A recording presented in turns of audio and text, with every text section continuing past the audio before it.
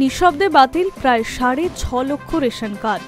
গত ৫ বছর ধরে প্রধানমন্ত্রী নরেন্দ্র মোদীর রাজ্যে গুজরাটে রেশন কার্ডের উপভোক্তাদের তালিকায় এই সংশোধন ঘিরে জোর শোরগোল তৈরি হয়েছে। দ্বন্দ্ব তৈরি হয়েছে উপভোক্তাদের নাম বাদ পড়ার কারণ নিয়েও। ২০২০ সাল থেকে চলতি বছরে অক্টোবর পর্যন্ত গুজরাটে মোট ৬.৩৪ লাখ রেশন কার্ড বাতিল হয়েছে। ২০২০ সালের তালিকা থেকে বাদ পড়েছে ৪৭,৯৩৬ জন উপভোক্তার নাম।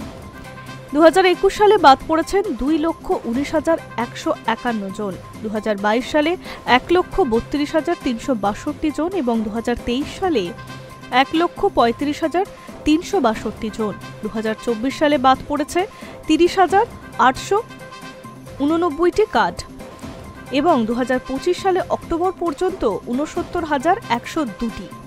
কিন্তু কী কারণে উপভোক্তাদের তালিকা সংশোধন এবং কোন যুক্তিতে বাদ তা নিয়ে রহস্য তৈরি হয়েছে।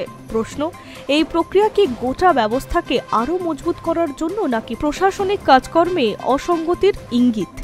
যদিও সরকারি সূত্রের দাবি, তালিকায় অনেকের নাম একাধিকবার ছিল, অনেক অবৈধ অযোগ্য উপভোক্তার নামও ছিল তালিকায়, অনেকের আবার আধার কার্ডের তথ্যেও ভুল ছিল। এই সমস্ত নাম বাদ গিয়েছে। পাশাপাশি মৃত এবং স্থানান্তরিত উপভোক্তাদের নামও বাদ দেওয়া হয়েছে। কিন্তু তারপরেও বিষয়টি নিয়ে বিতর্কের দানা বেঁধেছে। সরকারের দাবি, কোনো বৈধ উপভোক্তার নাম বাদ যায়নি। যেসব নাম বাদ গিয়েছে তাদের কেউই প্রশাসনের দ্বারস্থ হয়নি। Hi News network.